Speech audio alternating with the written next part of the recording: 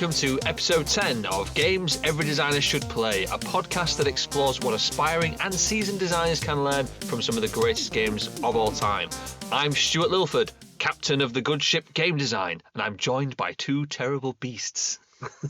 Yeah, absolutely. I'm glad you didn't go for the obvious joke. I'm Adrian Mills, lecturer in game design. Go on, what's the obvious joke? I thought it was, no, I'm not going to say it. It's too obvious. It's too obvious and it's a bit smutty. It's too smutty for this. No, we avoid smut on this. And hello, podcast. it's me, David Grant. That's all the introduction. That's all the introductions. You're a passenger. In each episode, we'll be discussing one essential game and what we can learn from it. At the end of the episode, one of us will reveal to the others the game we all must play for the next episode. Will it be beloved by all, or could it be controversial? You'll have to listen all the way to the end of this episode to find out, and it's Adrian's turn to choose today. It is. Any clues that listeners can mull over the course of the episode? It's third person and was made after BioShock. Lovely. There we go. At least one game there. Yeah, third person after BioShock. Are we finally going to be playing Dark Souls? Ooh, it's made after BioShock. It's third person. It is, yeah. It does fit. It does fit now that we think about it. It does. But for this episode, the game we'll be discussing is Return of the Obra Dinn. Yes, we forgot to do that last time because we got sidetracked. We didn't say the Subnautica name of the episode. We didn't do it in unison, but I think it was said. We mentioned the word Subnautica, but we got on a tangent because Adrian was trying to argue that Portal was a first-person shooter again. Anyways, that's what. Let's not do this again. But fair warning, this podcast will contain spoilers for the game Return of the Obra Dinn, and you'll probably get more out of it if you've played it. So if you haven't played the game, why not pause this episode and go and play it, and we'll be talking about the game, assuming that you have. You'll definitely get more out of it. I think for sure. That's probably the... Do not listen to this episode. Go away. It's mandatory that you play Obra Dinn. Yeah, that advice is probably the most pertinent it's been so far, I think. Yeah, I mean, the games you've played. I like to think of this as kind of maybe as well. But... Yeah, that as well. I like to think of this as it's like a book club for games. Like we do a game and we talk about it, and so that you can join in by playing and listening at the same time. That's the intention. Game club. Game club, like a game club, a book club for games. I could have just said it's a game.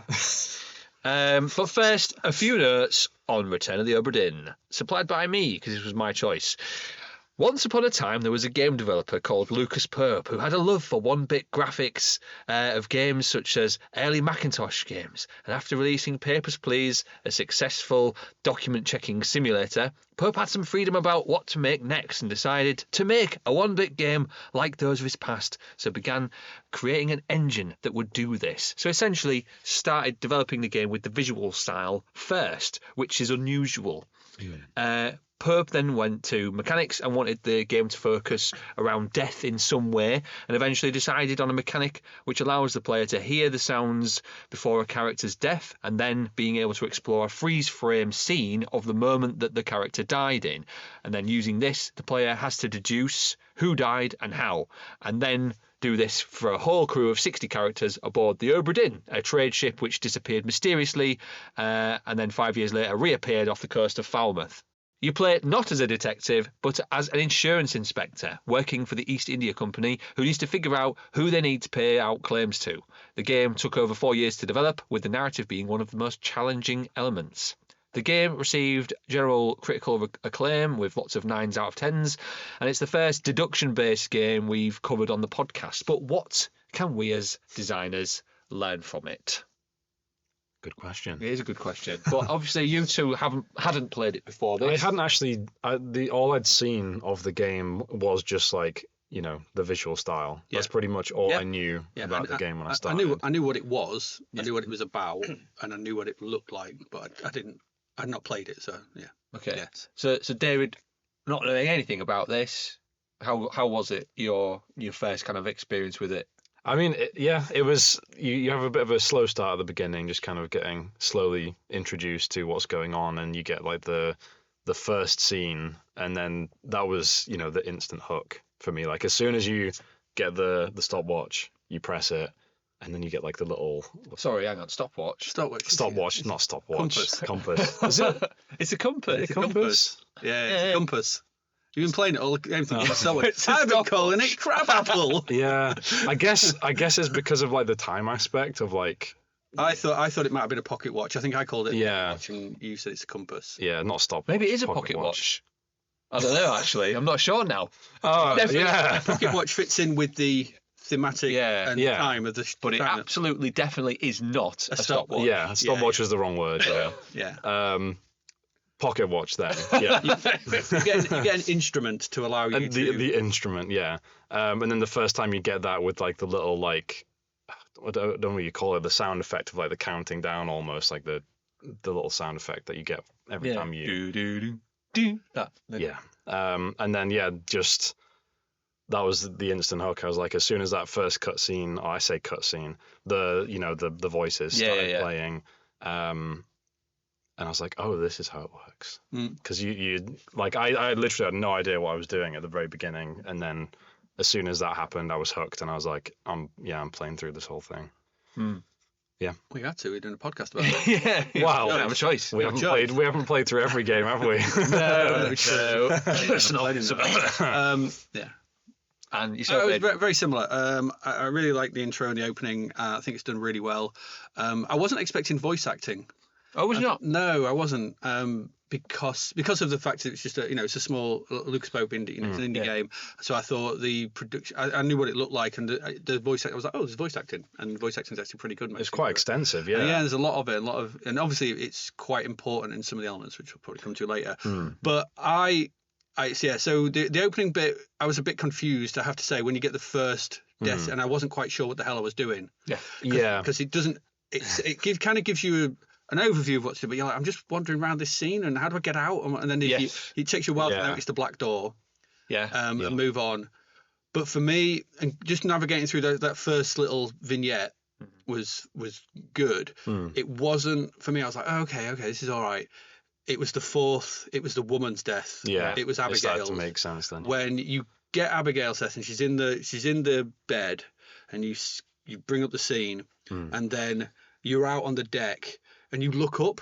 We're going to go full spoiler here. We'll set spoiler sort of thing. You look up, and there's massive kraken tentacles above the ship, and suddenly it's like, oh, I wasn't expecting this. I was not expecting this to be sort of supernatural. There's a joke from a film called Amazon Women on the Moon, which me and my friend always do when a film is rubbish, and there's a line in that film which goes, this could have done with a little bit of science fiction, a giant squid perhaps. And I was like, my God, I'm sure that Lucas Pope must have seen that or watched that film, because it's such a great line in that film. Just a giant squid maybe.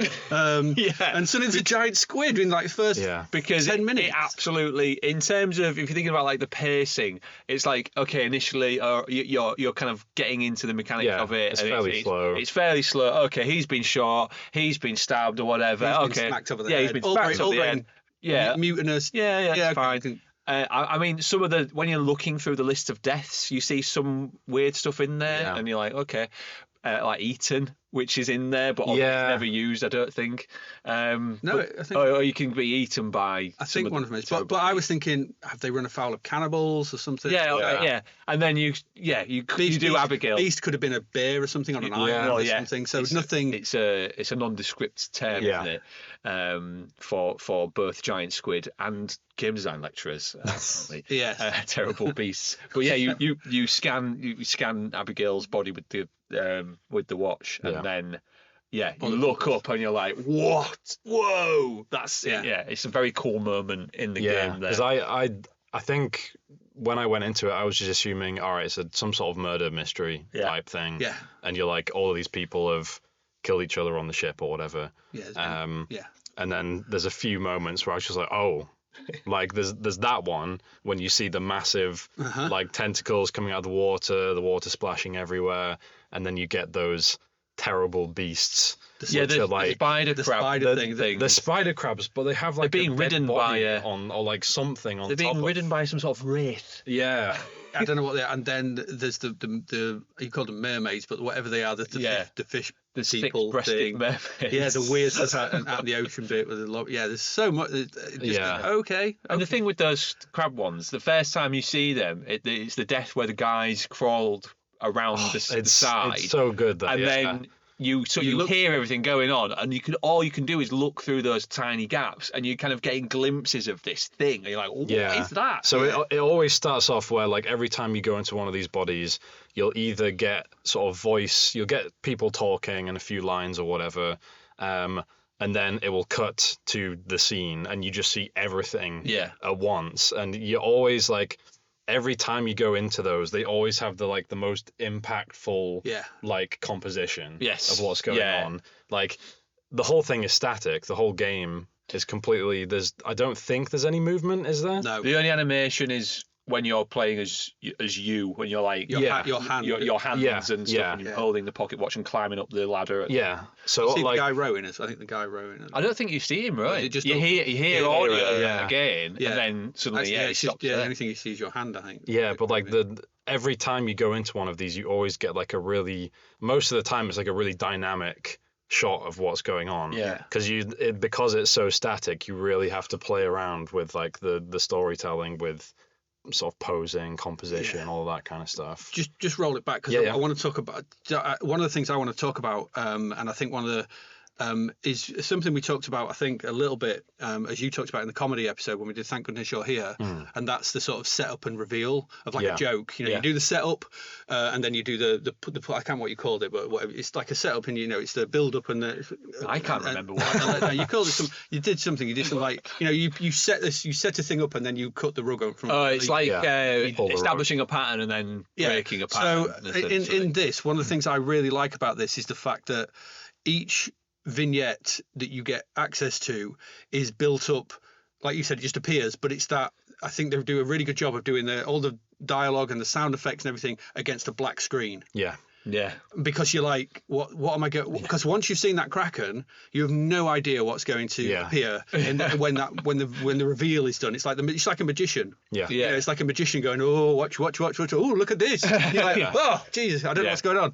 And so that build up, from a theory point of view, I don't think if you'd have seen it all happening, it wouldn't have been as powerful. It wouldn't have been half as good. But hearing it, you're hearing the cannons go off. You're hearing there's that great one sort of thing. He's like, light the fuse. No, don't light the fuse. And then it's like, and then there's just two people getting blown. I think there's a Kraken ripping someone against the cannons people. crushing someone. It's just like some of it. I can't. At times there's moments you're like, I don't even know where to start with this tableau in front of me. But it gives you a moment for your brain to kind of stew over it, and it leaves it up to the imagination just for long enough that you're kind of forming an image of what's going on in your head, and then it's just it's all just there. There's a book that I reference sometimes in some of the lectures, and it's not a game design book. It's called Understanding Comics by Scott McCloud, and it's about comic books, but it's a comic book itself, and it's really clever the way it's done. But there's a couple of things in there that I think relate quite well to video games, and the thing that you're talking about is it's like what happens between the panels. So the example that he uses is it's a guy it's a guy with an axe stood over another guy, and then the next bit is the cityscape with the words over the top of it, like someone screaming. So you don't see the actual thing happening. It's just implied. And it's almost like what happens in it's almost like what you can imagine is better almost than what could possibly have been depicted on the panel. And so they've really played into that in comic books, but also what you're talking about here, where you just hear the audio and then see what's happened. You put everything else together in your head. And I think this is it's very common with when you have a book and you have a film adaptation. And a lot of the time, you get 9 times out of 10 people. Where it's everyone's the film is not as good as the book, and I think part of that is because when you imagine it, you're kind of imagining the best version, the one that appeals most to you, and it's kind of that similar thing, isn't it? Where you get time to kind of imagine it, and There's also a practical element to this as well, and there's a thing for designers, especially making small indie games or like our students and things like that.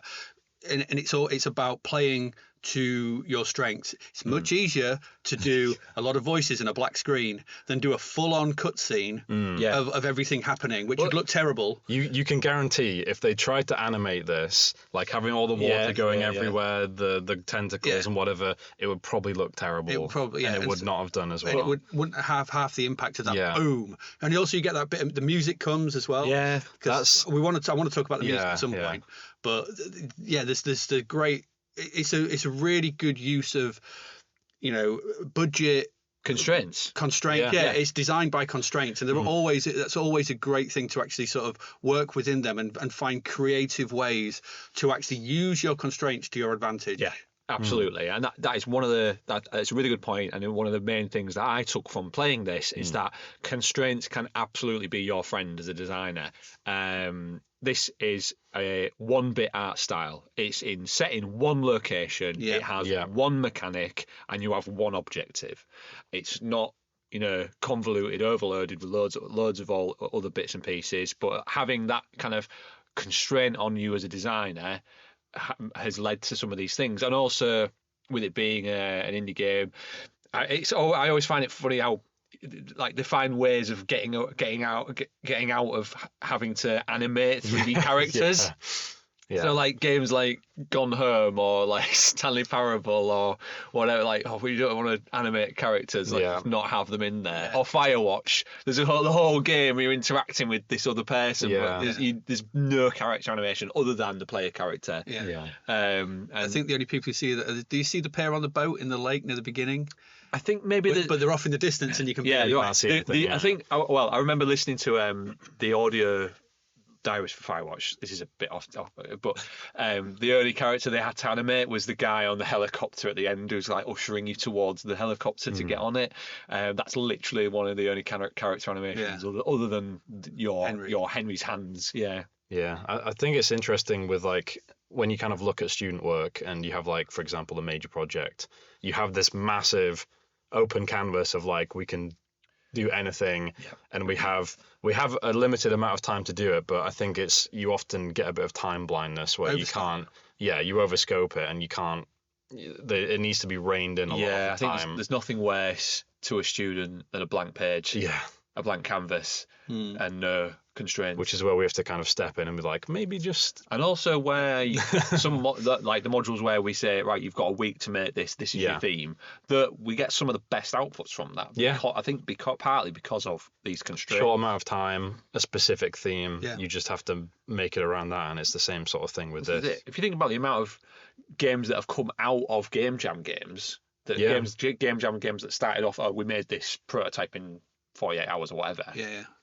And then it turned into an actual fully fledged game. I think as game designers we have a tendency to think of like these big grandiose ideas of like cool features and different things that you can add in, and you kind of forget that it takes a lot of time to make a game. And back to Obra Dinn, it's not something that, I mean, I was playing it, I didn't feel like I'd played anything like it at the time. There's been maybe things since, possibly. It's maybe similar to Hair Story in some sense, because you're trying to. It's a deductive reasoning kind of. You're trying to piece together. Trying to work out the narrative of what happened here. But it was so different. I think. I mean, it's hard. It's kind of a point and click. There's point and click elements to it. I think Walking Simulator an evolution. It's a 3D point and click. It's a 3D point and click because you are going around clicking on stuff and following the puzzle and stuff like that. And going through the and so there's that, and you are trying to work these puzzles out, which is essentially point and clicks. So there are. I think Walking Simulators don't tend to have puzzles per se in sense. But what they do instead, because like obviously like point and clicks, you're picking up items and using items on or whatever.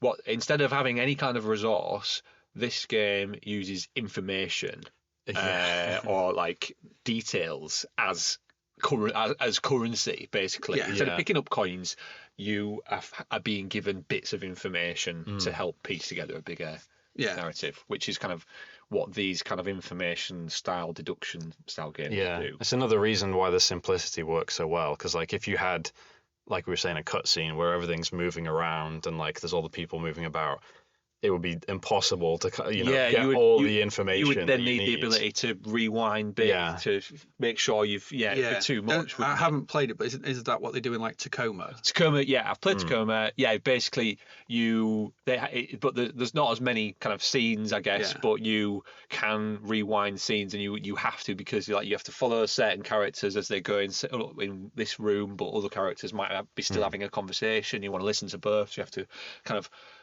follow one, see what they're doing, then rewind back to that point, and then it does do that. But I don't think you could have done that with Obra Dinn. It just, I think, like you say, it would have been. Well, it'd be smaller scale. It'd be much smaller scale. You wouldn't be able to do 60 deaths. No, 60 characters, 60, and because that's it, isn't it? I mean, there's essentially there's how many scenes? Is it 60 or? Oh God, I don't know. There's 60 deaths, but there's not 60 scenes. How many chapters are there? 7 or 8 chapters. 7 or 8 chapters. Yeah. Some of them have like 2 or 3 bits in them, and they overlap. Yeah. Some of them have I think 8 is the biggest one, isn't it? I think 8 scenes. Yeah. Which is the Doom. The Doom, Maybe close to like 30, 40 scenes. Yeah. Something like that. So that's the sort of tableaus that these three. So you've got these sort of 3D. Sort of vignettes, tableaus, whatever sort of thing that you can walk around and you can come out, and then obviously you just got the boat. And the boat is, he's made the boat, and then he's just put he's just positioned characters within those within the, and then just let you walk around it, and it's no physics, no nothing or anything of that. It's just you just got the effect and impact and stuff, and because as well it's at the moment everything is at the point of death, which sounds really grim. I mean it's not, there's no. But even then, there's moments of levity in this, I think, which are quite some funny bits. Yeah, there are some amusing moments. The bit where they're gutting the pig. And him sick.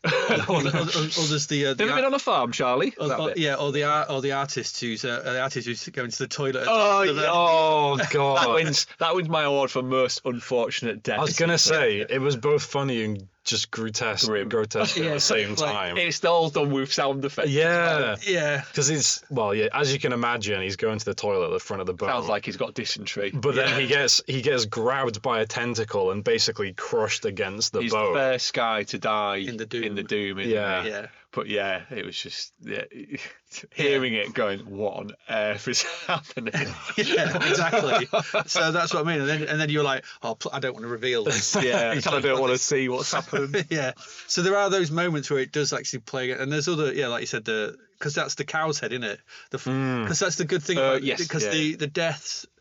Whereas you're wandering around, you'll see corpses, but then sometimes you'll just see a load of flies over a place, a thing. Yeah. That threw me off at one point because you have a barrel in one of the storage rooms, and you see flies. Yeah, and I just didn't put 2 and 2 together with that until a lot later on, when you then click on it, and then you get to see one of the first scenes, I think. Yeah. It kind of helps you because they get the compass or the pocket watch out. They get the stopwatch out at the at the barrel. They timed how long it's doing. They get the Casio watch out. But I think we also I don't know if you want to move on, but I think we need to talk about the tools, the book. Yeah. We need to talk about the book. The book you get. So at the beginning of the game, you get given a book, and this tells you a story. Of basically someone who's written to you and sent you this book. It's the person who sent you to find out what's happened. And they've gone, I'm not going to fill it all in. There's a chapter that we'll leave till the end, so like a post-end game, a little sort of chapter. And within this book you get some information. So you get a list of the crew and you get a list of the crew and all the people that were on board. Some of them are passengers. Some of them, a lot of them are work on the ship, and they work in different levels. So you've got all the first mates, second mate, third mates. You've got the first mate's assistant, all the kind of thing. You've got the seaman, the midshipman, the gunners, the cook, the surgeon, carpenters, all of them. So all these kind of things, and so that's really well researched. It's because I actually looked. At one point, I was trying to figure out what one was, because then you get a drawing, you get a couple of images of a couple of scenes. I think just after they've taken, one of them's like this person, someone getting hung. like they've done something, and another one's like a above that is like a so the happy thing going. The guy on, that we talked about that got crushed at the front of the ship, he was the artist, he sketched. But he's not in any of the images because he sketched them. Where he puts his initials. That was one of those moments where I was like, of course. And you look at the initials on the thing, it says, and you work it out. And then what's the other thing? Is there anything else you get in the book? And then obviously you get the royalty. You get all the sort of scenes. You get like glossary at the end. You get a glossary at the end telling you all about what different things are. But I mean, and this is one of the things about the game is that you'll need to go outside the game to figure out some of the deaths. Or I did. No, I didn't. Did you not? I found it difficult. Well, maybe you don't, but I think you can. Like, there's a couple of times where, because you'll get the dialogue and you can look at the dialogue for each scene. So we'll come to how it lays out each thing. But you get the dialogue, and sometimes it was like, what language is that? Yes. So I was just opening up Google and just going, translate this, and it was like, oh, this is Danish. All right, that person's Danish. Yeah, that was leading me to then. I had to guess those elements, but it's basically the same thing. Like, so there's one I think it's Swedish, I think it's Danish, and that's part of the thing about this game is that the information is all there, but some of it, like the other thing I was doing was I actually went and typed in like late 17th, late 18th, early 19th century Royal East India outfits. Yeah. And brought up some images. Yeah. That allowed me then, look at that picture. Oh, that's midshipman. That's a midshipman's outfit. That's a bosun's mate outfit. Yeah. And then I could figure out from that. I wish I'd done that. Yeah. Well, it's interesting you say that because I listened to the Kane and Rins episode on this. Shout out to the Kane and Rins podcast where they covered Obra Dinn, and one of them played it with their partner who is a nautical historian. Oh, so they were watching going, that's a bosun's whistle. Yeah, they're clearly the gunner because that's a gunner's hat. Yeah, because they were able to because it's so historically accurate and well researched. It's interesting that because I didn't look up those elements. There's like certain elements that you can kind of guess from context clues, and like the way I had to solve a lot of them, like you were talking about the outfits of the different people. Yeah. A lot of it for me was like you look at the sketch and you have people stood next to each other, so they're often kind of grouped in different positions. So some of them you could be like, all right, here's the steward, and then there's another guy next to him, and you can tell that this is like obviously another steward, the steward or the steward assistant, or stuff like that. You get environmental context clues as well. So that's one thing. You get a map. You get a top-down map of the boat. Yeah, the different decks. Yeah, the 4 decks of the ship. And so what you can do is in some of the scenes, you can be like, all right, there's these 2 people in here. This is the carpenter's room or whatever, or this is the first mate's room quarters. Yeah, so like if they're in that room.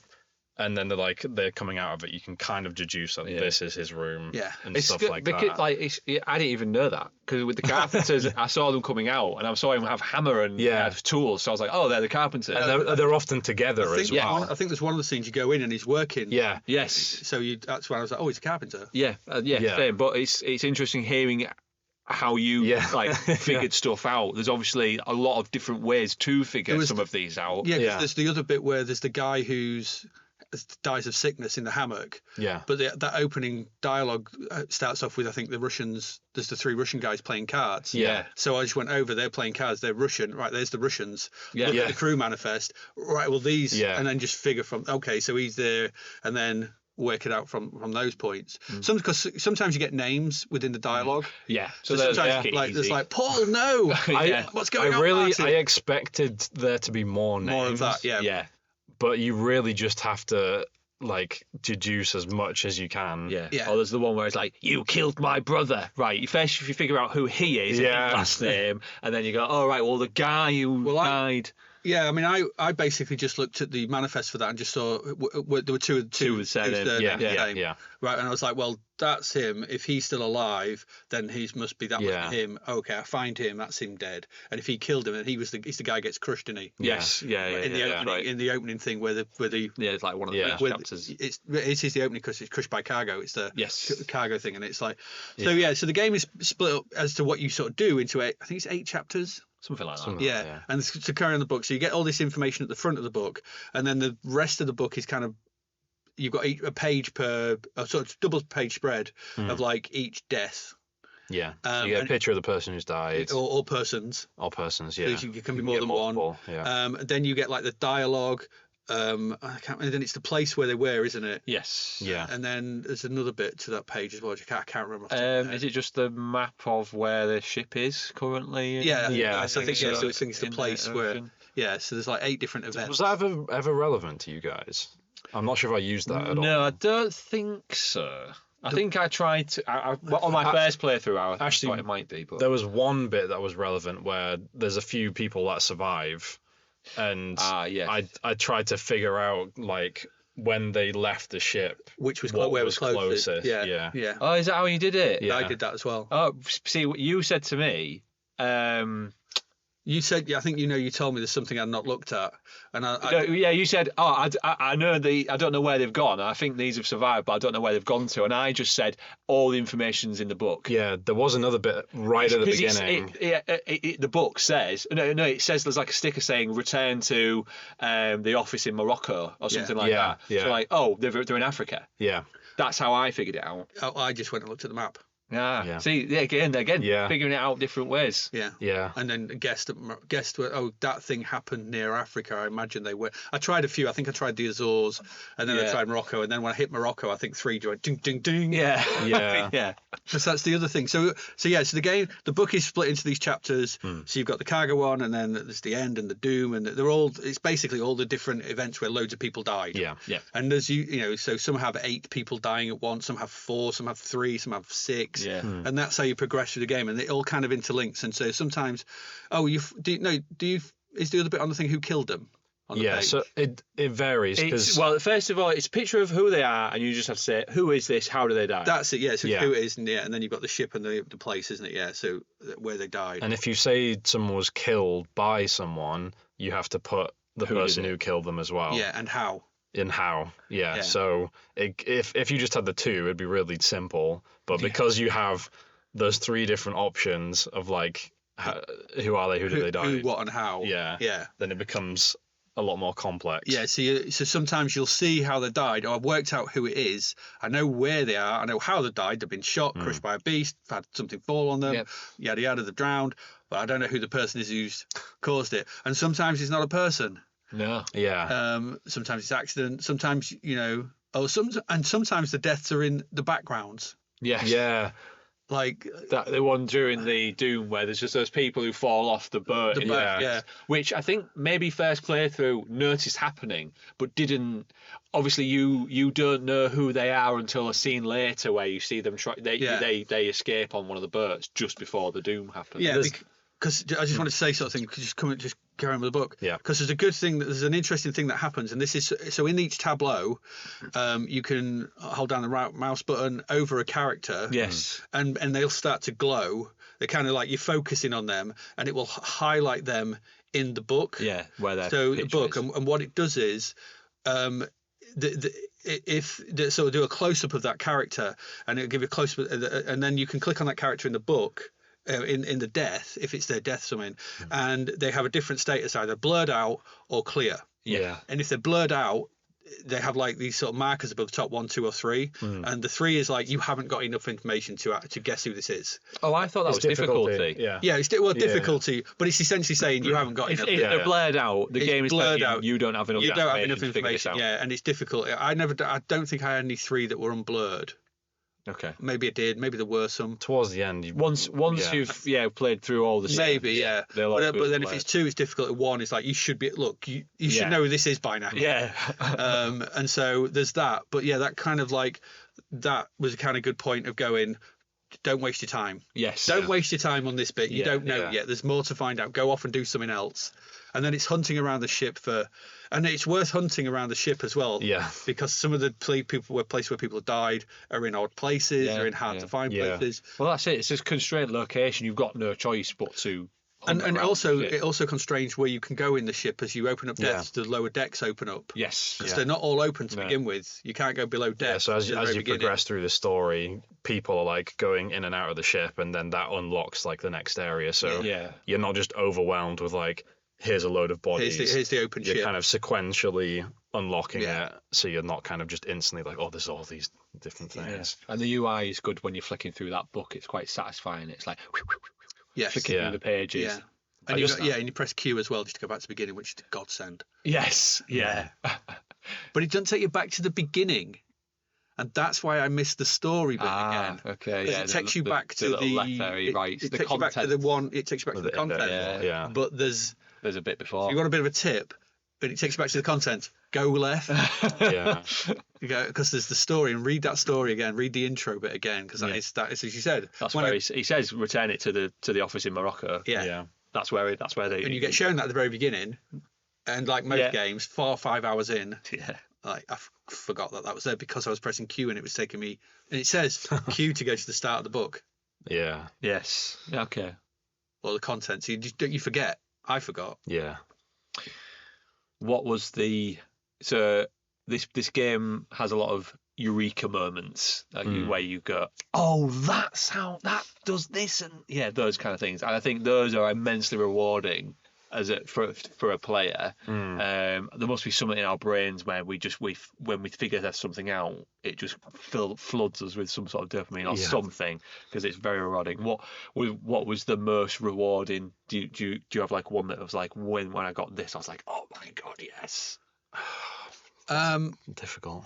I think it was. I don't think it was a death. I think it was opening up the mermaid sequence. Okay. Right. I think it was opening up any monster bit. Right. Okay. I don't think the clues and finding stuff out. I think any of them. When I got any of them, I was like, yes. Yeah. I think. But it was the actual opening up of a new section for me. That was the giving you more information. Yeah, I figured this bit out. I'd done that bit. I'd opened that bit, and I found this body and hammering on this body. Because. Do we want? I mean, there's other bits to talk about before we get to that, because I think you need to. Because when you see these tableaus, usually you get, because this is the other thing the game does as well, and kind of like what some like the Bloodborne DLC. You've played through that, haven't you? Yeah, you've played through that. So you obviously haven't. I haven't. You haven't. But the Bloodborne DLC tells you the story in reverse. Okay. So it starts off at one point, and then you get the middle bit, and then you see what led to everything, and that at the end sort of go, oh, this all now makes sense. So he tells you it backwards.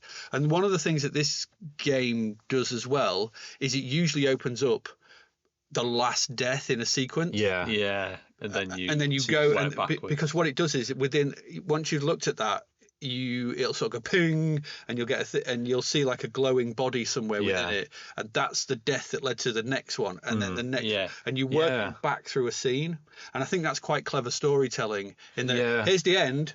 Yeah. Well, literally, this is how we got there. The beginning of the game is the chapter is called the end, isn't it? Yeah. So you see the very last bit where the captain is basically defending himself, killing off the last few crew on the ship. It's Memento style non-linear storytelling. Yeah, absolutely, and that's quite clever, because then what that sometimes does though is that sometimes leads you to a different scene in the book. Like some of the deaths are in that one, and then suddenly not linked, are part of that chain. Yeah. And then you can open up something. You're like the guy who gets hung. Yeah, his body's there, happens to be there in one other scene. Yeah. And if you're in that scene and then you kind of go and scan his body with the stopwatch, then you go to the scene where he's shot. Which is a completely different. Yeah. And that's that the way that those scenes kind of interlink, and the way it leads you from one to the other is really, really clever and really well done, because then they were my eureka moments. Finding a body that led to, like, you were like going through the doom, like oh, suddenly like boom, it opened up another complete scene, like, and then suddenly there's what's going on here? How did this lot die? And some of them are really rudimentary. Like this guy died of sickness. Yeah. That's the boring ones. You're like, but then you come out and there's people carrying it. But then I was led to that from the guy who got crawled off into his, I think he's when there's all that big kerfuffle. He's screaming mutiny. Someone gets shot, someone gets clubbed, and there's a guy crawling off, and then I left all that, and then there's some guy who died of sickness in a different scene. I was like, where is this going? One of mine that I'll remember is noticing the number tags on the bunks. Never noticed them. What? Never noticed. You're joking. I noticed them, but I didn't You're a jerk. You played through the whole game. Basically, they tie to the numbers, I think, in the... Yeah, basically, where they're sleeping, Wait, really? there's numbered tags on the bunks, and they correlate to what number they are in the manifest for the bird. You're joking. Neither of... Oh, my God. I can't believe you even completed the game without that. I saw the numbers, but I just thought, like, oh, there's no way this is going to... Yeah, but it doesn't reveal too much because a lot of them are hidden and you can't really tell. But there's like body, one where... No, not if they're hidden. They're like asleep. You can't see any of them. But there's one where there's a guy in the bunk and his arm's hanging out. Yeah, that's what It's I mean. got the tattoo. Yeah. And you go... Okay, well, some of them the numbers are hidden, but there's the guy with the pipe and the bag, and he's at this number, and it's tied to the hook on that bunk, and then you see him later with the pipe and the bag, and you're like, oh, that's him, and that's his bunk, and that's his number, he's that number, and that's how. Because like the worst ones, like not the worst ones, but the hardest ones for me were the Chinese ones that work in the rigging. Oh yeah. I got them quite easily. See, for me, it was the outfits for them that kind of. So I remember having to look this up the first playthrough, and I had to do it again this time because I was like, how do you figure this out? And there's a bit about you go to the scene where they're all asleep in the hammocks, and you can see that.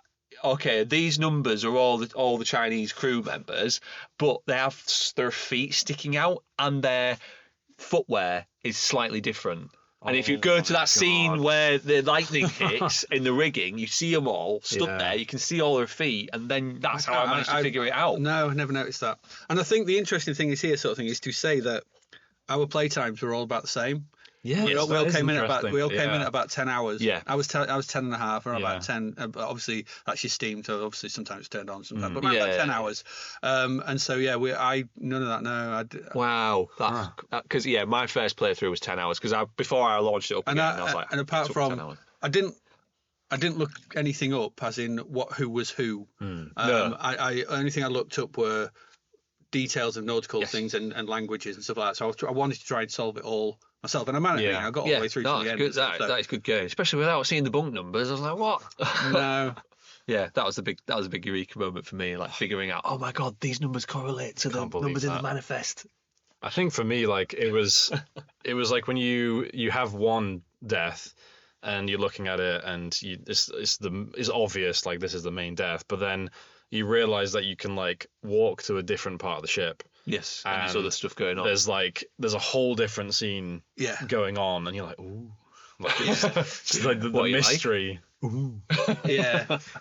I think for me that was because I really like obviously environmental storytelling, and like you have every scene in this is exactly and you tableau. Like there's always like something either hinting. It's either really obvious where someone's being speared, or you have stuff like blood splatters leading to one location, or you've got like just like a crack in a door, or little things like that. I think there's a good thing as well that the game does as well. In that afterwards I was looking around, and some deaths can be one of multiple endings, so they don't all have to, you don't have to get them exactly right. So it can be like the one where the gunner and the guy behind him are getting blasted by the cannon, and then the next scene is the gunner, because it's the first one where you see him getting blasted is the guy getting crushed against the and he's thinking about the Kraken, because that's what he goes, don't light the fuse, and they're getting the guy behind him. Then the next thing, you get the corpse on the floor. There's only one corpse, and you're like, where did the other guy go? So I started looking around, and I think some people got said overboard, some people got blasted by cannon, and it gives you. Didn't it shoot him out of the window? Yeah, I think it must have done something like that. It must have done, and that's quite a nice. Player concession, player affordance, that it's not, like this person could have died by, you can't know that he might have survived that but drowned. He might have got blasted overboard. He might just be in smithereens all around the place. Smithereens. But but you don't know. So I think that's quite a nice the way that they do that. And I quite like the fact that sometimes this chaos is going on over there, and then over there there's just something. There's two people coming down the stairs. What's happening? Yeah. Yeah. I like the variety of the methods of deduction within this as well. So it's like, yes, they might say their name, or they have a certain accent, or they're wearing certain outfits, the bunk tags, the guy with the tattoo on his arm, the one like for me that stuck out was like the mermaid sequence in the boats in the middle of the ocean, where there was a guy who was like looked like he was stood up and losing his balance, and I was like, then in the next part of that sequence he's just not there. But then you go back to that sequence and you look at his arm and he's got a mermaid's hand pulling in on him, and I remember seeing that detail and going, oh, he was killed by a terrible beast. I think I pulled overboard or something. Pulled over, yeah, that's what I mean. That's like, what you can or do. drowned by a terrible beast. Because it's the woman. Because that was the thing, wasn't it? And don't. I mean, we haven't even touched on actually what the story of the game is. And there is a story. Yeah. Because you find this out in the bargain. Yeah. The end bit, which we'll come to. But like that bit where how the woman died, I was like, is she getting bitten? Gnawed on? And then you see her in the sequence before, and she's got almost like clawed. Her neck's being clawed by she's on the boat. Mermaid, they've managed to bring her back. Six-breasted mermaid. They are what they are. They are what they are. I think if I had to say something that was not as positive, because I think I'll come out and say it's a brilliant game. Yeah, it's an absolutely brilliant game, and you should go play it. I got a little bit frustrated at the glowing orb of trail to the next. Yeah, I get that. I was like, oh, okay. It's like, I'm here. I'm here before you. Why do I have to follow you around this corner of the ship before I know it's you here? have to look at it for it to actually move. Yes. So I've done it before where like I basically know where the body is because I've already found it. So I go over. And then I'm like, "Where's the orb?" And I have to I have to look at it, and then it starts moving. Do its thing. Yeah, there is that, and I think another criticism is if you want to go to a specific scene, you've got to find the specific remains. The body. The body. It would have been nice to be able to jump to them from the book. Yeah, potentially, but then would have that meant like running through things too quickly and not being able to kind of piece things sequentially? I think obviously deliberate choice. I think that. Yeah, it's to make quite easy. It's like the boat one where you basically have you have the first body, and then you have to go to the next one, and the next one. And you can't go backwards. Like you have to every time you look at that the scene where they're being attacked by mermaids, you have to go through one by one, and that kind of I think it's probably done on purpose just for that extra bit of difficulty, and you have to kind of figure out. Yeah, it might be technical thing as well as where the engine's done. Or I don't know. Maybe was this made in his own engine then? Because I don't know that. I thought it was Unity. I thought it. Well, I don't know. It might have been Unity.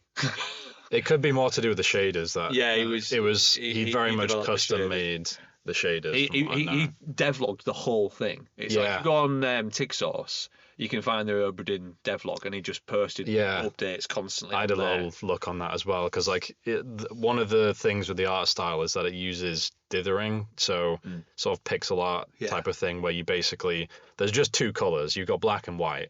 So this is like one of the main things of the game, the stylization, how it looks. You basically just have like if you have a pitch black, you're just gonna have black pixels. If you want a gray, you have a spacing of black and white pixels that basically makes it look like it's grey, and that's how the entire environment is kind of made. And there's also, I don't know if you saw in the menu, you can actually change the colour style. It's Macintosh. I didn't do that, and I still haven't. Yeah, the first thing I did was I looked through them. Yeah. I just flicked through them and went, oh yeah, that's quite interesting, and then never played. And then I went, I remain on the same one. Yeah, but I like, I think it's thematically consistent. I really like the title screen. It's just a boat on the water. Yes. Just begin and you're off and you're in. Yeah. And it's some, from the opening sort of cutscene again, it sets the tone, sets the mood. Just get in and go. I found opening doors tricky. I was never quite sure. Do I click and click again? Do I click and push? Do I click? Sometimes it'll reach out and go. Oh. Sometimes it'll grab it and then I'll be too close to the door, so it won't do it. Go to the damn door. So there were a few times where, like, when you could look at the map view of the boat and stuff like that, you can only scroll up and down, And what I would do is I would accidentally press left or right because I'm trying to like move the whole view, and then that would take you back a page, and then you're like, oh, I have to go and find the specific thing, and this is why it takes 10 hours. Yeah. Most of it about 5 hours. Especially when you have 60 passengers that you're trying to find, and like you make tiny mistakes like that.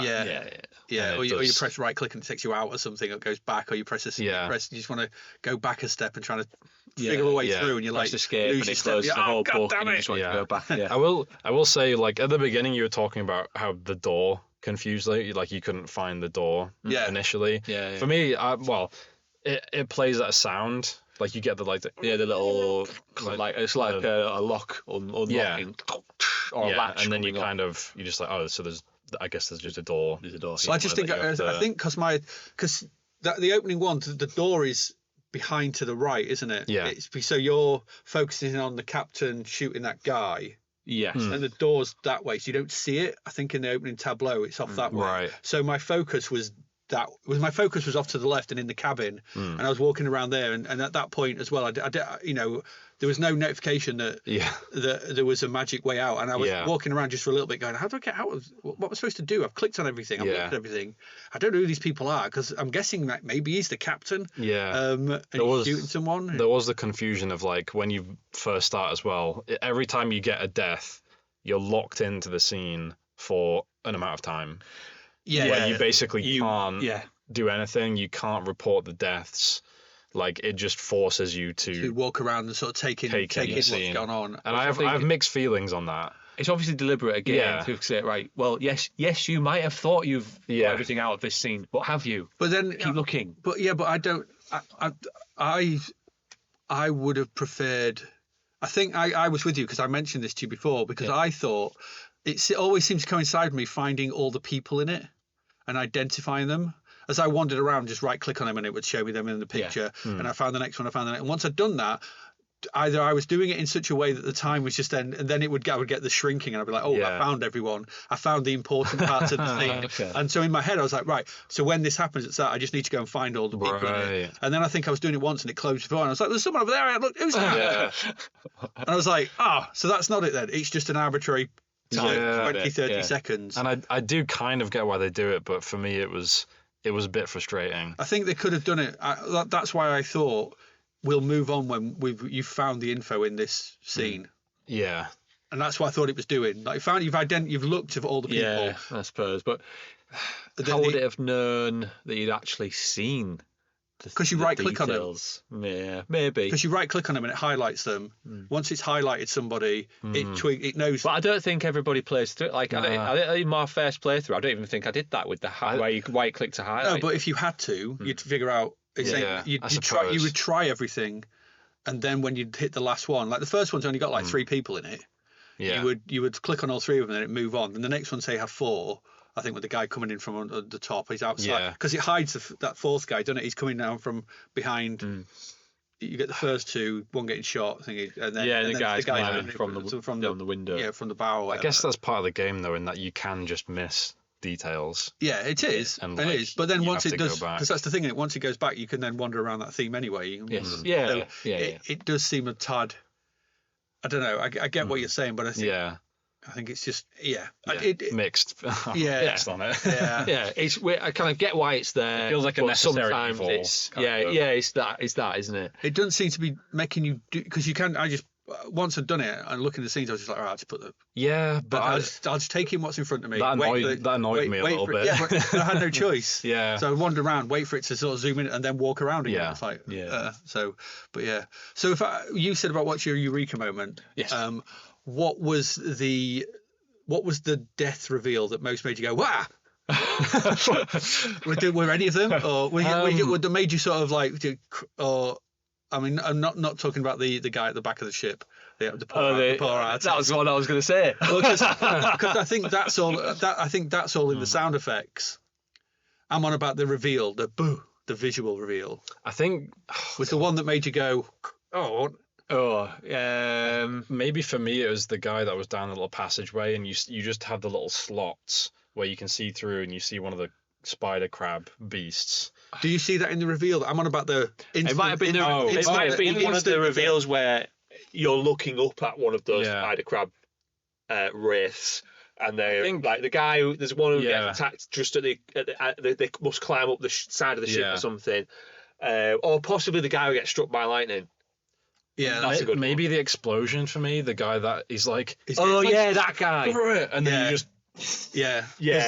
I'm pretty sure the sound plays almost exactly as you. That's a good one. That is a good one. Actually, I think the one that got me sort of thing was the one getting shot with the gun right under his chin, and there's just a blast of the gun taking. The captain. Yeah, no, not the captain. It's down where the mutiny bit's happening. He gets clobbered. He gets the guy thinks him, but there's like they're having a fight. And you hear the gun go, and then it cuts, and there's the blast of his face going. And I was like, oh, cool, that's a bit. God, that's a bit full. The impact is so good. Yeah, or what's his face, Moab. Oh yeah, being torn in half. Torn in half. And you hear like. Yeah, he's like scream. You have the screams and the tear, and then it just cuts, and you're like, oh, okay. Yeah, and once again, the voices, the voice acting in this game is amazing and very extensive. Like you see the credit list of like all of the different people. There's a couple that voiced multiple people, but not many. Do we want to talk about the narrative? I wonder if this might be a negative point. For me, yeah. Okay. I think so. When you're playing the game, you have all the chapters. You've got that mysterious last chapter that you can't access until the bargain until you've got all of the deaths unlocked. For me, it was a bit anticlimactic because, like, for the last bit of the story, throughout the game, you're seeing these like shiny shells. Yeah, there's one off in the distance. Isn't there? I can never figure out. It's the one because in one of the deaths in the captain, that first sequence, the captain says that he's asking where the shells are. He says it's at the bottom of the sea. Yeah. So he's implied that he's thrown it overboard. That was annoying though, because I kept looking over. And I was like, sorry, hang on. Which is fair enough. But they're in Falmouth now. Or it's the mermaid. Because in the bargain he basically says release the curse and take us back home, take the ship back home. So is that the mermaid that's hinting that the mermaid's been given this shell? That's what maybe it's that hair just off the nearby the ship. They've just brought the ship back. I guess I was thinking that. Yeah. I don't know. I mean, I was of the opinion that when you got to the bargain, and because it cuts to a year later, doesn't it? And you get a book sent through. Like a little post-credit cutscene of like you're back at home, and your maid or tea lady or whatever name, your chambermaid, whatever. So it brings you this package, and it's a book. Oh, it's an awful smell. And basically the thing that you the three or four deaths that you never found out about were sort of revealed, and in a kind of little short sequence, and you realise that it was all to do with the Formosan royalty were carrying something shell. in the chest. So the chest. They had a chest with quicksilver, was it? Something or other. So I think like either liquid metal or something in it, and then you had the shell inside of it, and that caused a few deaths. But because that's the other great death, actually, the death of the mermaid with the fire. Arcing through the air, and the guy's got his hand in it, the king, and you're like, what the hell is going on? Yeah. Another, it's got a lot of what the hell moments.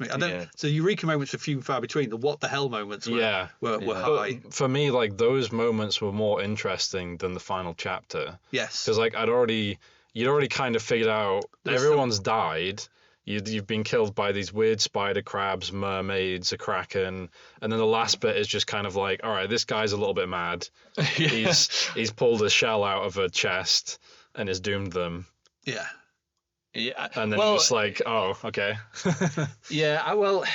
I thought the cool bit was where you hear the monkey's death. Yeah, like, oh, what are you up to? Nothing good. And then you just hear the monkey screech, and then he shoots him. Basically, he throws the monkey on a rope, ties a rope to him, throws him into the lazarette, and then shoots him while he's in there, pulls him back so that the body can then be scanned by the stopwatch at a later date, which I thought was a cool detail. But there's stuff that happens in there. It's the captain having a go at the mermaids. He kills two of them, and then one of the mates dies, who basically asks that's the bargain, isn't it? He says, well, I'm going to release you. The thing is, she murders him before she goes, but then he goes, I'm trying to free you, you silly mermaid. And then he says, we'll give you your shell back, we'll free you, release the curse, and take us back home. That's the bargain, I guess. I think part of it for me as well is like we've been saying so far, you have all these amazing visuals, like really impactful, like it hits you in the face and you have something really cool. And then the very last chapter, you're confined to an extremely small and you part still of have the that ship. bit where you have to wait for the thing to count down. Yeah. And I'm like, well, there's nothing. That was really annoying. Yeah. And you don't get the really interesting visuals. You get the guy burning his hand again, like picking up the shell. Yeah. But like for me, I was almost expecting like, I don't know, you get the monkey paw and it shows you something off the ship, which is obviously, it makes sense to have everything on the ship. But I was expecting something really grandiose, like, I don't know, they got the shell from some ancient god or like that would be cool. If you go back to a sequence, you get sent a skull from some guy. It's like what I wanted was a little bit of science fiction. What it needed was a little bit more maybe even or even if they'd have gone, if they'd gone, it's a giant squid, giant Cthulhu. If they'd gone Lovecraftian, and I think for me, I think it was setting those moments that wouldn't have felt out of place if they'd have gone. For me, we've stolen something from a place. That would have been such a reward. Like one final scene where you've got like a massive like outline shadow of an eldritch creature, because it works really well in the style. You've got this simplistic style where a lot of the time it's difficult to see details. Like sometimes you can't see the characters' faces because it's like pixelated. Having some really big creature or something like handing down a little shell. That would have been so, like, because the thing is, I think the story for me is like, I'm like, why are they so bothered about these shells? Why are the Formosan's carrying the shells in a chest? What's the deal with the shells? Why do they want them? If having them is causing you to be killed by giant spider crabs ridden by wraiths, giant tentacle squid demons, and six-breasted mermaids, maybe it's not worth it. Maybe just throw them back in the sea. Why have them? It didn't explain any of it. I can kind of understand them wanting to keep some sense of mystery, but the whole thing with the game is that you're like uncovering everything. Whereas like with your thing, if you'd have sent you some ancient, if you'd have like, you went to a museum and there's this skull of an ancient king or whatever, and like you say, goes to a scene where there's this ritual happening and there's some sort of god passing down these shells with or something like that. Even though it wouldn't have fully have explained everything, it would have been quite interesting. Because for me, I didn't feel rewarding. I'd done these 60 deaths, and the last few were an absolute struggle for me. Afterthought. Like a lot of it, like I had to keep swapping the names just to to try and figure it out. You finally get that final like the bit where you're sat in your home and you get the little monkey paw. I was like, oh, that's really what's gonna happen? And then you get that little scene, and I was The one thing I did want to sort of mention, I think, just before the end, sound, music. Sound and music, and I think sound comes in. Well, it's about the voices sort of thing. Did anyone do a new start? You play as a woman. Yeah, it's random. Oh, is it? I thought it was I played as a woman in both my playthroughs. Oh, okay. I started as a guy in the first. Yeah, I was a guy, and then the second one I was a woman. Yeah, I'm pretty sure it's just randomly. Oh, right, okay. Changes. Okay. Fair enough. I think that was quite, it's nice. It's a nice little detail. But the music is amazing. Yes. And he did it. It's Lucas Pope did it. It's so good. So many of them tunes were stuck in my head for days afterwards. I don't know what the word is for it, but like the way that they basically had the music playing with different visuals and like various different things. So like when you're kind of you use the tool and you get the little thing slowly closing in, and then it's like boom on the very last bit where it kind of all of that kind of feedback you get with all the stuff you're doing is extremely satisfying. Yeah, and it's really good, and it never got old. That music never got old for me. No, it was brilliant. I loved hearing it. And I think every death sequence has its own tune as well, does it? I don't know. I think there's like Hans Zimmer style. Yeah, but there's some which are just kind of a bit more more jaunty, or something like that. But there's just loads, and it fits keeps really you well. Entertained. Yeah, like when you've got such a simplistic sort of, well, I say simplistic, it's still really detailed. Like it's all the very work clever that they've done, visual work. Yeah, but like it gives you something for your brain to latch on while you're looking around. Yeah. Just to go back to the narrative briefly, because we were talking about that, it didn't make a lot of sense. But I wondered if because someone said, the film Memento. Have you seen Memento? Yeah. Yes. It's basically a film told with the final scene, and then it goes back. The guy's got short-term memory loss, and that's how it plays through. But I remember seeing someone saying, if you actually watch it in order, it's quite a boring film. Oh, was it you? I've said that. You said that. Yeah, because you can do that on the I had a DVD release. And is it quite a boring film? Yeah, and I think with this, making it out of sequence kind of elevates it almost. It does, absolutely. So definitely. I think a story where you're wondering, a story where you're told everything from the very beginning, and you watch it and you're like, oh, okay, yeah, it's just a linear story. Yeah. You have to plan for that to be an interesting linear story. But if your story is okay, it's okay, but you can make that more interesting by having that.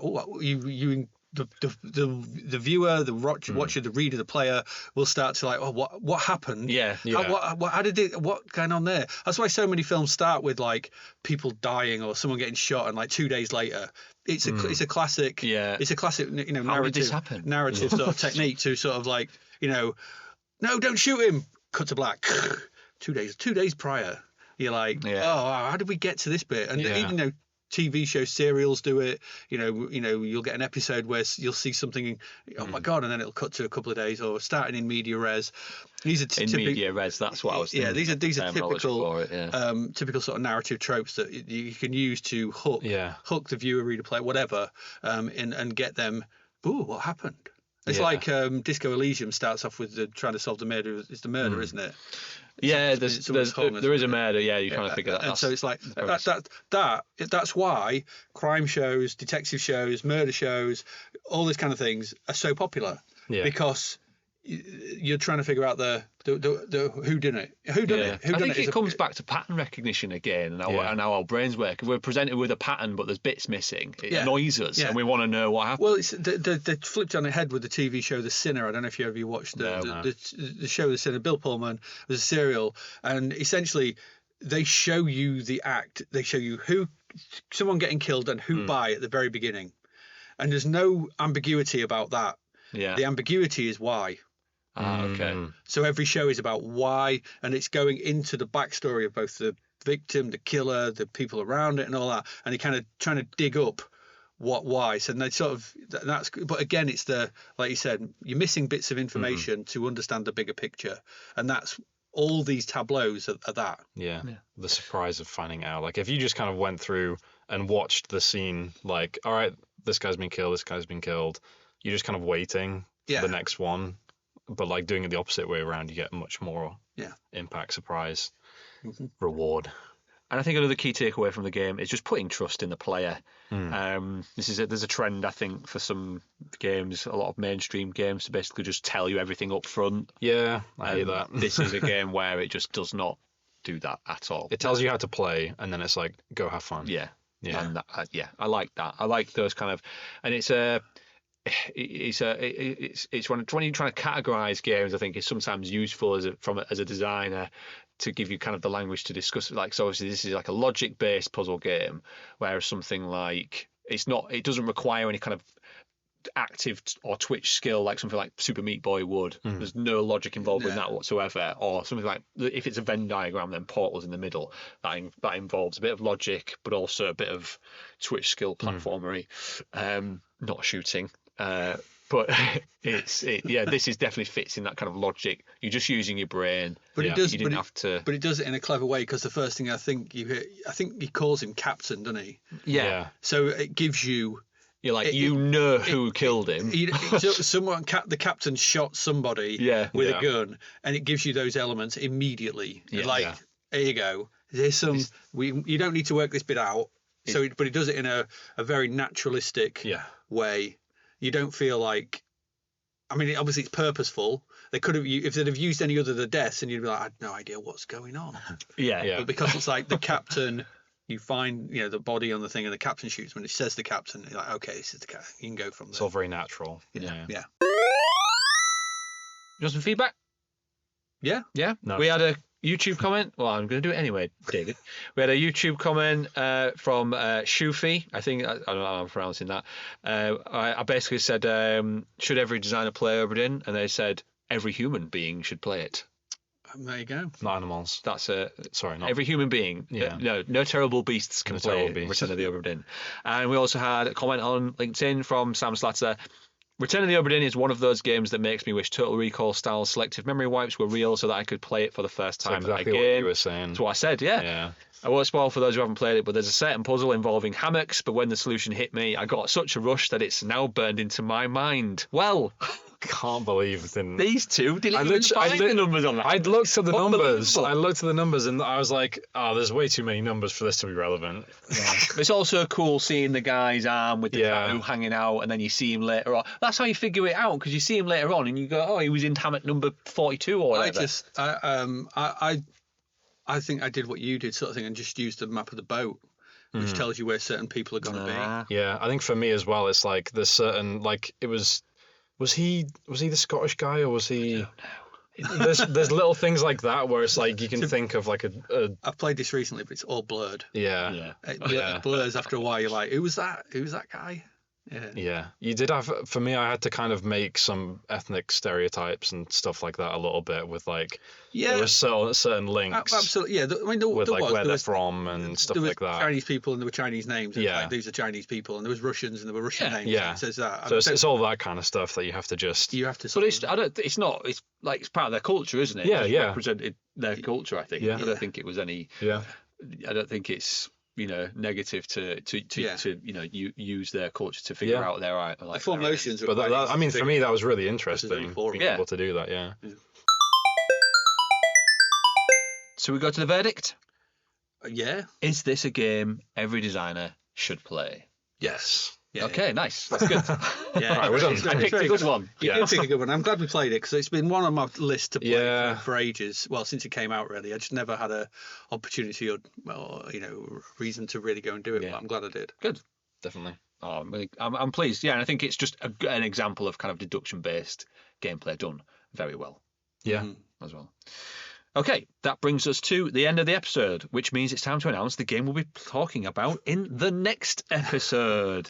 I have got well, actually, you said it's a third person, and you talk about Resident Evil and Silent Hill a lot. I'm wondering if it might be one of those, but it could be Dark Souls or one of those kinds of things. What do you think, David? I feel like it's not going to be Dark Souls yet. I feel like we're going to stay with that for the 100th. I feel like we're drawing this. We're drawing this out. Yeah, absolutely. We've not opened the chest yet, the Dark Souls chest, which will kill everybody with lightning fire. But no, I haven't. It'll kill me. Yeah. No. Yeah, I mean a Resi, maybe. Yeah. Yeah, Resident Evil 2 remake. Okay. All right. Yeah, I mean, it's dirt cheap, so don't worry about it. But it's cheap these days, and it's on Game Pass and stuff as well, which you can get. I can talk. I don't start with either of you played the original. Have you? No.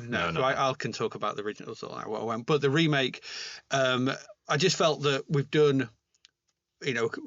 First-person indie games. We've done a couple in a row, and I think it's nice to go off and do something big. Some big AAA. Some big AAA, and Resident Evil 2 remake has a lot of things going for it. It's obviously how to take an original game and then remake it into something else. So there's kind of you've got a template there, but in and of itself, sort of thing, it's just an incredible game. Yeah. Also, we've not covered horror. Really. No, we haven't. Not really, horror, no. And we've not covered. This is such a big series of games. Been going for like 30 years now, nearly.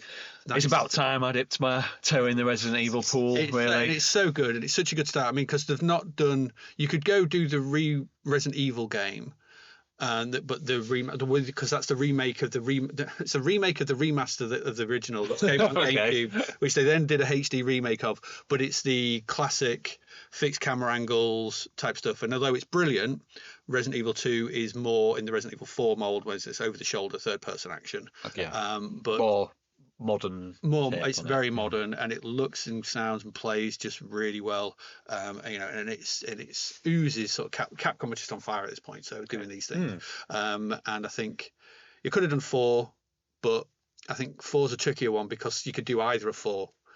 The original 4 still stands up. Yeah. The remake is good, very good as well. But 2, I think, is such a big jump that it's going to be a good one to do. Awesome. Okay, brilliant. Yeah. You can play along. Email us your questions and comments on Resident Evil 2 Remake to shouldplaypodcast@gmail.com with the subject Resident Evil 2. Yeah, I guess. Or even if you've got general feedback on the podcast, we'd love to hear from you. If you're passionate about game design and love the podcast as much as Adrian loves saying tableau, don't forget to subscribe, like it, leave us a nice review, share on social media, tell your friends. We are at Should Play Pod on Twitter, Instagram, Blue Sky, Threads and YouTube. Join the conversation and suggest games you'd like us to feature in future episodes. All that's left for us to say now is thanks for listening, and we'll see you next time when we're playing Resident Evil 2 Remaster. Remake? Remake. Remake. Okay. Bye.